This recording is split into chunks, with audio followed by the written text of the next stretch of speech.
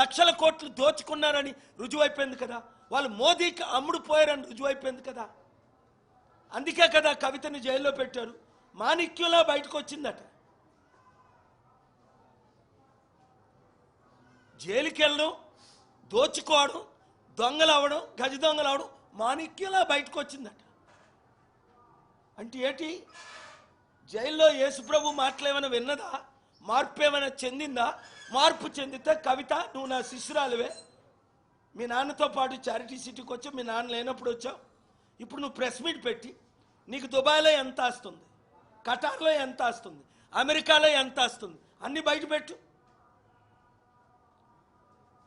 నీకు 20,000 రూపాయలు వాచ్యాలు, మేము కష్టపడ్డాం, 20 లక్షల రూపాయలు వాచ్యాలకు వచ్చిందంటే మేము కష్టపడి సంపాదించాం.